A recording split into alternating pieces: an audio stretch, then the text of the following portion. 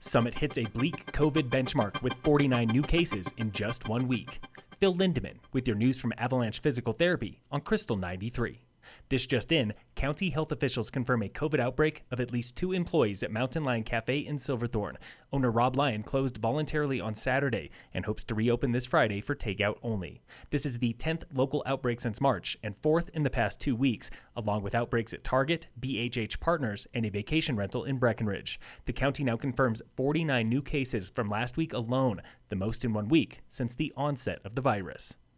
Is Summit School District playing by the same COVID rules as everyone else? That was the question at yesterday's County Board of Health meeting. Public Health Director Amy Wineland. The school district gets to decide what they want to share regarding their cohorts and the quarantining that's happening. Students are back at school this semester in small groups known as cohorts. If one student gets sick, the cohort is quarantined, not the entire school. Now that we've been in school for a few weeks and people are actually seeing this being operationalized, people might have many more questions to clarify. How is the school ensuring the safety of the students who are continuing to be there? And what happens with schooling after a cohort is quarantined? The cohort model is brand new and, for some parents, confusing. Commissioner Elizabeth Lawrence. At least that's the feedback I've gotten from some families across the district. And granted, these are mostly elementary families, which is seeming to be, a little bit more prevalent right now. So far, there are no confirmed outbreaks at local schools,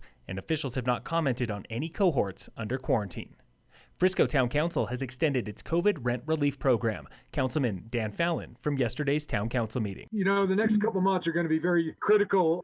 So many people are employed in the restaurant workforce, and if their capacity is cut, to some degree, very, very many people are going to be right back where we were in April. The town started with $250,000 in April, and there is about $70,000 remaining for full-time residents struggling to pay rent. Apply now through the FERC at summitferc.org.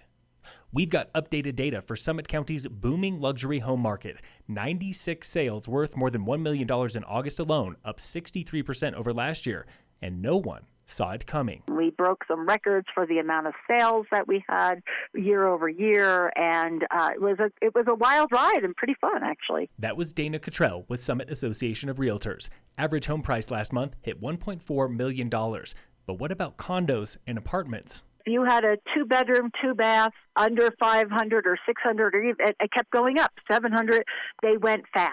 It's really been a very popular segment of the market. Average price for all residential units countywide is $919,000, and even fixer-uppers are moving right now. There seem to be buyers interested in just about every segment that we have offered.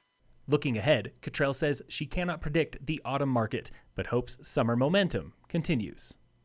Oktoberfest is out, and Oktober-FEAST is in. The Oktober-FEAST happens over 2 back-to-back weekends. So this weekend and then the following weekend.